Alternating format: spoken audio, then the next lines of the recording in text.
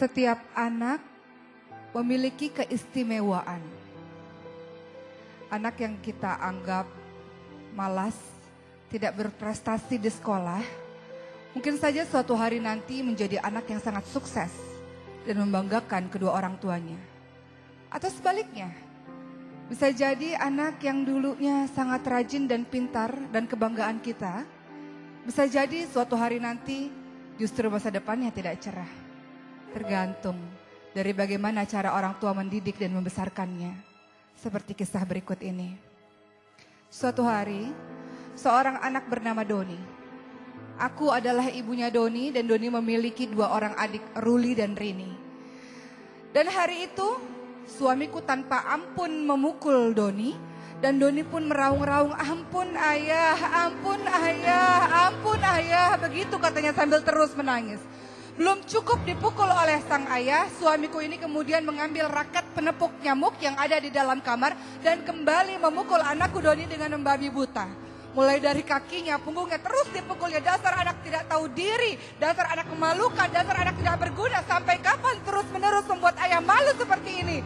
Kata ayahku berteriak. Anakku kemudian terus meraung-raung, ampuni aku ayah, ampuni Doni ayah. Dan matanya memandang ke arahku yang tidak bisa berbuat apa-apa.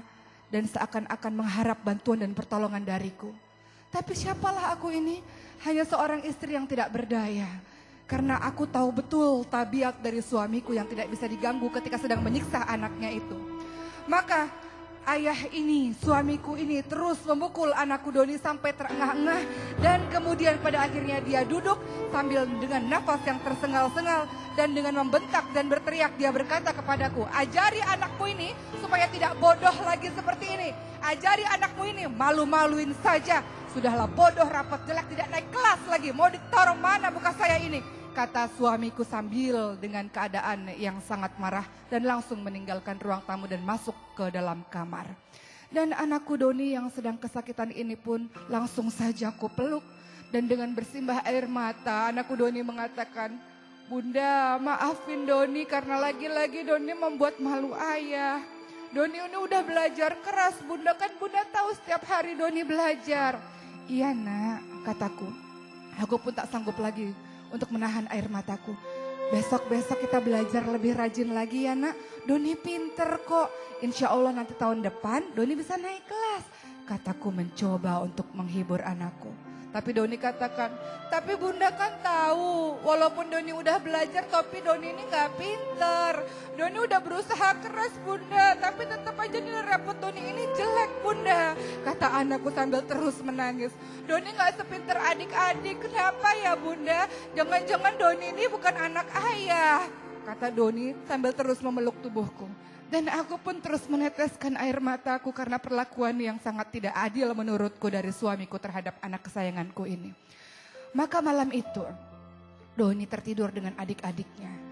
Dan adik-adiknya sangat ketakutan karena melihat abangnya ini mengigau dengan sangat kencang. Berteriak-teriak dengan sangat kencang. Doni demam, tubuhnya sangat panas. Maka adik-adiknya memanggil aku dan ayahnya untuk segera menuju ke kamar mereka. Dan aku pun memeluk anakku Doni. Dan Doni mengatakan, Bunda jangan jauh-jauh dari Doni. Doni mau sama Bunda terus. Maafin Doni yang sudah berbuat salah dan memalukan ayah.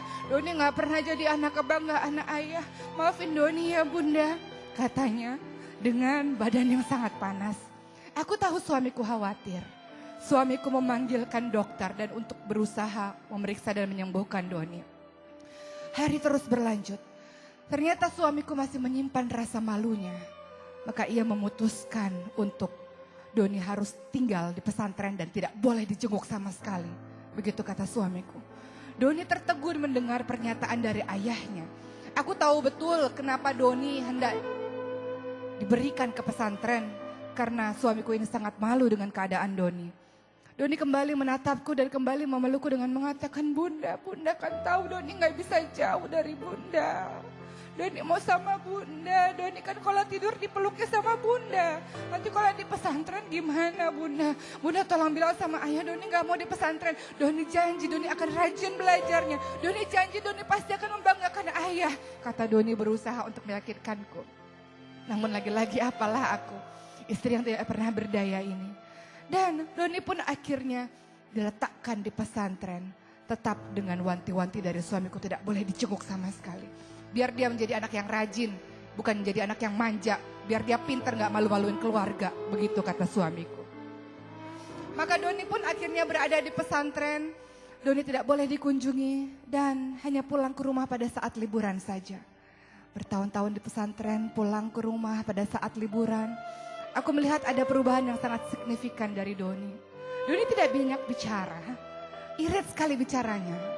Kalau di ruang makan, adik-adiknya sering bercerita tentang prestasi mereka di sekolah dan ayahnya menyambut dengan antusias, tapi tidak dengan Doni. Bahkan ayahnya tidak pernah menanyakan prestasi Doni di pesantren. Dan Doni pun tidak pernah menceritakan prestasinya. Ia menunduk saja dan terus makan saja tanpa bicara sepatah kata pun. Tapi ada yang berubah dari anakku Doni. Doni setiap malam saat kami semua tertidur, di sepertiga malam ia bangun dan sholat tahajud. Ia menegadahkan tangannya dan berdoa kepada Allah Subhanahu wa Ta'ala. Dia rajin berpuasa dan sangat berbeda dengan adik-adiknya. Setiap kali keluar rumah, Doni mencium tanganku, memeluk tubuhku dan mengatakan, doain aku ya Ma, doain aku ya Bunda, doain Doni ya Bunda.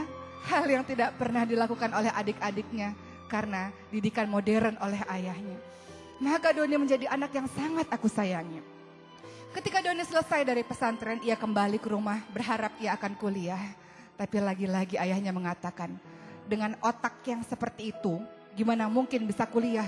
Biarkan saja dia gak usah kuliah, nanti malah jadi beban saja. Begitu kata suamiku.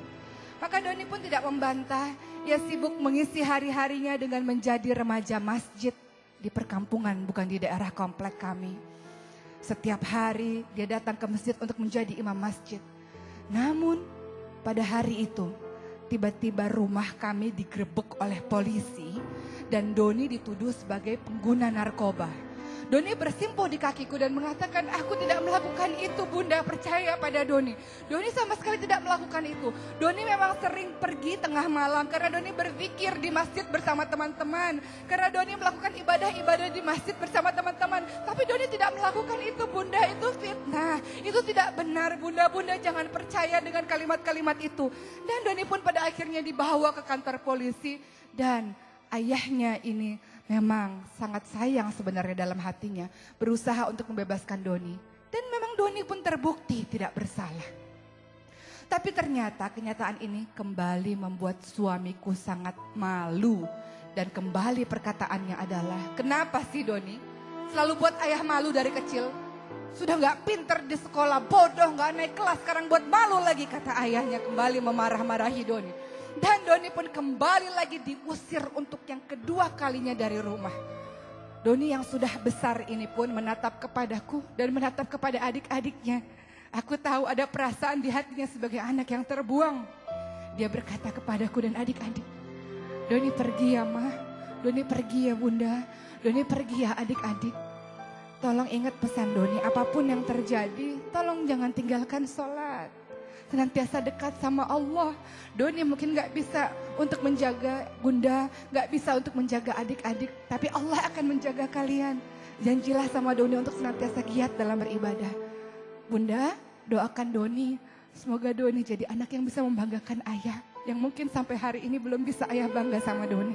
Katanya sambil tersenyum, sementara aku pun lagi-lagi tak kuasa untuk membendung air mataku. Maka pembelaan terakhirku adalah, ku katakan pada suamiku, jangan biarkan Doni pergi. Sudah terlalu lama Doni meninggalkan kita. Izinkan Doni untuk bersama dengan kita. Ini permintaan terakhirku, kataku berusaha untuk membujuk suamiku. Suamiku kembali mengatakan, dia sudah besar, dia harus mandiri, biarkan dia pergi. Begitu kata suamiku. Maka Doni pun pergi. Doni senantiasa menelponku, memberikan kabar untukku. Dia berpindah-pindah kota dan akhirnya bekerja di luar negeri, membangun karirnya sendiri. Dan apa yang terjadi pada keluarga kami? Jabatan suamiku semakin naik, harta kekayaan kami semakin melimpah, dan kedudukan kami di mata masyarakat semakin tinggi. Tapi aku senantiasa memikirkan anakku yang entah hujan atau panas berteduh di mana aku tidak tahu. Tapi kemudian keadaan terbalik. Ternyata suamiku terkena kasus korupsi. Semua harta berharga, rumah disita oleh polisi. Dan suamiku pada akhirnya digiring untuk menuju ke penjara, dimasukkan ke dalam penjara. Harta kekayaan jabatan yang selama ini dibangunnya bertahun-tahun, tiba-tiba runtuh begitu saja. Setiap hari semua media memberitakan kepada banyak orang betapa suamiku ini adalah seorang koruptor. Dan pada akhirnya suamiku yang dipenjara, aku dan kedua anakku ini pada akhirnya harus kontrak di sebuah kontrakan yang kecil. Anak-anakku yang terbiasa dididik dengan sangat manja oleh ayahnya, bukan membantuku, malah justru jadi beban untukku. Anak-anakku, adik-adiknya Doni ini kemudian kembali tidak mau sekolah, tidak mau kuliah karena merasa malu semua orang membicarakan tentang ayahnya. Maka semakin terpuruklah kehidupanku. Dan aku merindukan anakku Doni, kemana dia? Dan suatu hari, Assalamualaikum, terdengar suara di depan pintu. Dan itu adalah Doni.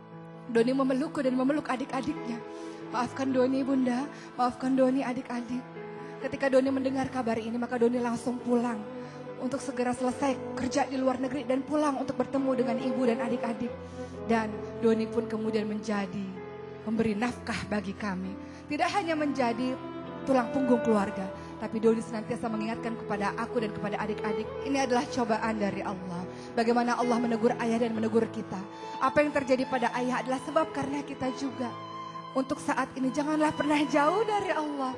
Karena kalau kita mendekat selangkah, Allah akan mendekatkan kita sehasta. Kalau kita berdekat sehasta dengan Allah, Allah akan mendekatkan kita sedepah. Dan kalau kita berjalan menuju ke arah Allah, Allah akan berlari menuju ke arah kita. Musibah terbesar bagi seorang muslim adalah ketika dia jauh dari Allah.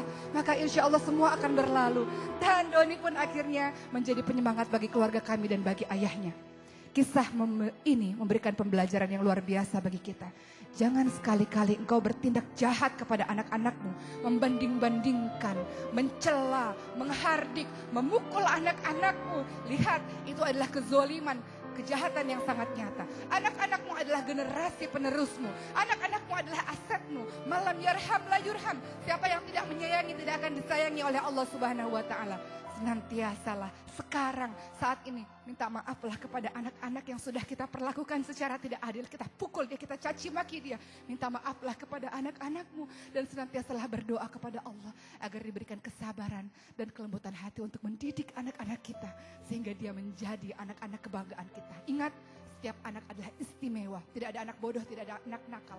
Hanya karena kitalah yang memperlakukannya secara tidak adil. Mudah-mudahan kita menjadi orang tua yang bijak dan anak-anak kita menjadi penyejuk mata, penyejuk hati, kebanggaan Allah, Rasul dan keluarganya. Insya